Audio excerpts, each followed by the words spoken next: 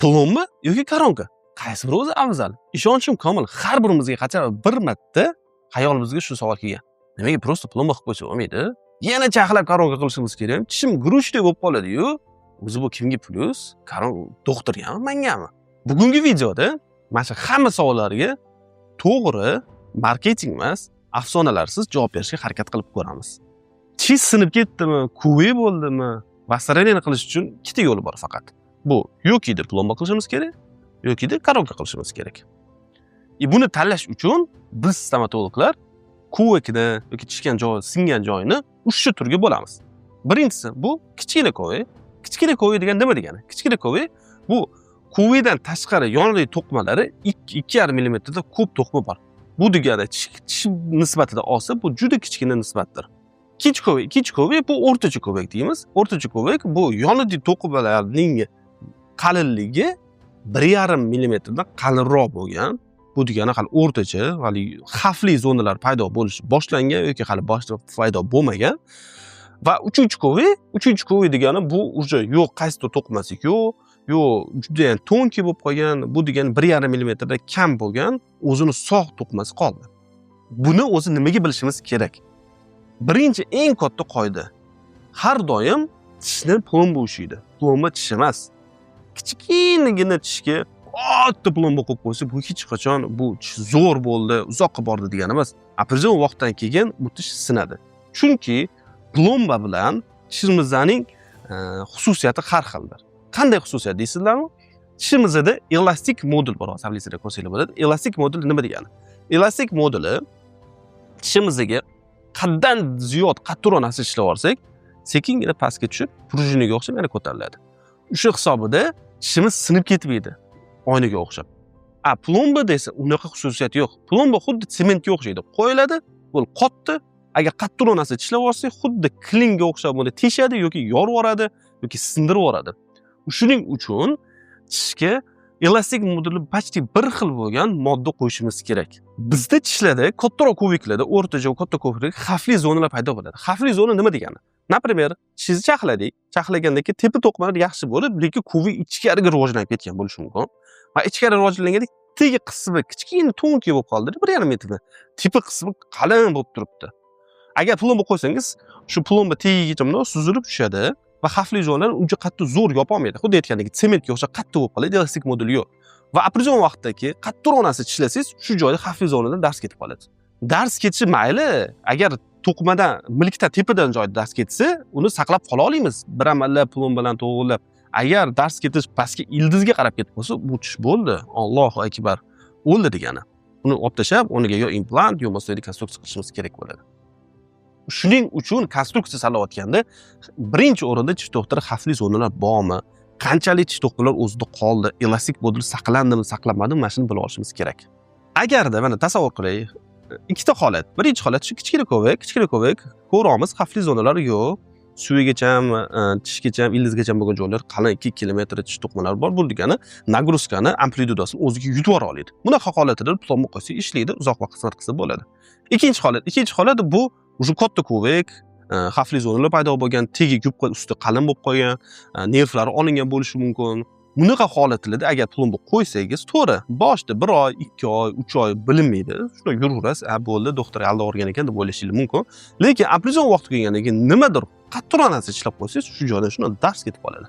Bo'ldi, tish yoriladi yoki o'rtadan yorilib ketadi yoki ildizdan yorilib ketadi. Bunday holatlarda katta ehtimolda tish olinadi.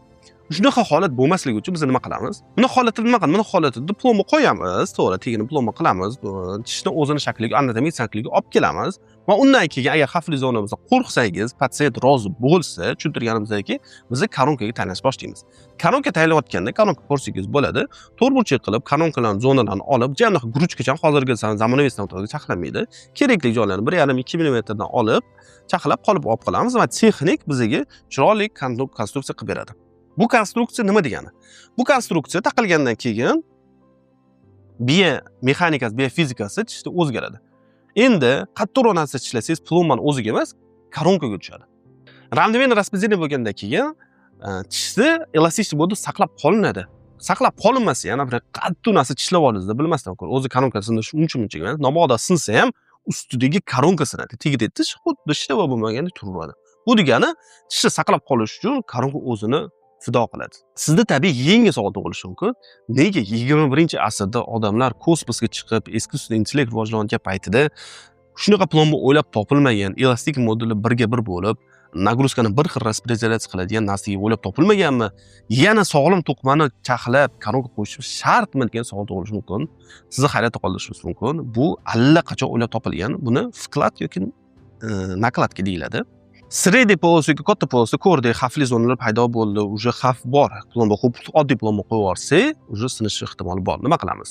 O'sha xavfli zonalarni kerak o'zi maxsus plombalar bor, shu bilan yopamiz va to'g'ri shakl beramiz. Va shu to'g'ri shaklga qolib olamiz. Qolib olgandan keyin zumnoy texnik kompyuterda millimetrlab to'g'ri keladigan qilib konstruksiya bo'ladi. Bu konstruksiya nima bo'ladi? Bu konstruksiya keramikskiy massadan paydo bo'ladi. To есть, mana tabletada ko'rsanglar bo'ladi. Keramikskiy massani, keramikskiy vkladkani elastik moduli tish elastik moduli bilan tengdir.